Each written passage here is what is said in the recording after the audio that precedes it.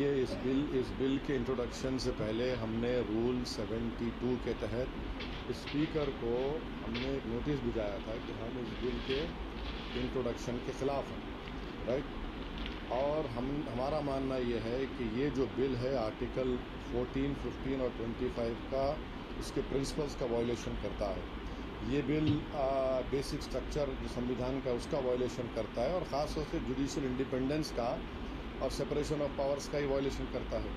अब इसमें सबसे अहम बात यह है कि जो वक्फ बाय यूज़र का सेक्शन 3RI है, उसको ये कह रहे हैं कि वक्फ बाय यूज़र को हम निकाल देंगे। कैसे निकालेंगे, क्यों निकालेंगे?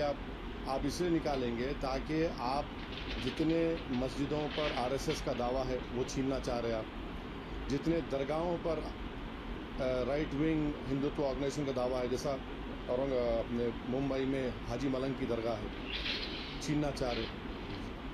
वक्फ बाय यूज़र का आप निकाल कर बोल रहे हैं कि डॉक्यूमेंटेशन लेकर भाई 400 साल का डॉक्यूमेंटेशन रेवेन्यू साहब नहीं निकलेगा तो क्या करेंगे? आप दे देंगे क्या? चेंज कर देंगे? ये एक सबसे बड़ा डेंजरस उसमें सेक्शन है। दूसरा उसमें वक्फ अल औलाद का क्लास 4 का है। देखिए, भारत में जो कानून है ना, वो किसी को रोकता नहीं है कि वो अपनी प्रॉपर्टी को विल के ज़रिए डिस्पोज करे, किसी को गिफ्ट दे। तो वही कोई मुसलमान अगर अपनी औलाद के लिए ऑफ कर रहा है तो इनके पेट में दर्द क्यों हो रहा है? हिंदू एंडोमेंट बोर्ड में इजाज़त है इसकी, सब जगह दूसरे गुरुद्वारा प्रबंधक कमेटी में इजाज़त है, तो मुसलमानों के वक्फ बोर्ड में क्यों नहीं होगा? पांचवी बात यह है कि इसमें आप ये कह रहे हैं कि मुसलमान जो 5 साल उसके हो गए इस्लाम कबूल करके तभी वक्फ करेगा। ये फ्रीडम ऑफ रिलीजन का ग्रेव वायलेशन है। अच्छा, दूसरे रिलीजन को मानने वालों के लिए ऐसा कानून है? नहीं है। और आप कौन होते हैं तय करने वाले मुसलमान हुआ नहीं हुआ? 5 साल उसको रुकना चाहिए तभी जाकर, माने आप वेट करेंगे हैं। और ये और एक उसमें जो बात जो ऑब्जेक्शनेबल है वो ये है कि अगर कोई सेक्शन 61 में आपने DM को बहुत पावर्स दे दिए, अब DM को फैसला करता है वक्फ बोर्ड के खिलाफ, मुझे ट्राइब्यूनल जाना है। अब ट्राइब्यूनल पहले क्या था, एक जज था, डिस्ट्रिक्ट जज, सीनियर CJ अपॉइंट, और 2 लोग थे। आप कह रहे हैं कि ट्राइब्यूनल में 2 लोग होंगे, रिटायर्ड डिस्ट्रिक्ट जज और एक ऑफिसर होगा, क्या होगा वो, जॉइंट सेक्रेटरी रैंक का। कोई जॉइंट सेक्रेटरी रैंक का ऑफिसर बैठ कर रिटायर्ड कलेक्टर के खिलाफ ऑर्डर देगा? तो ये खुद अच्छा, और एक बात, कलेक्टर कैसे जज बनेगा? फैसला भी वही करेगा, जज भी वही करेगा।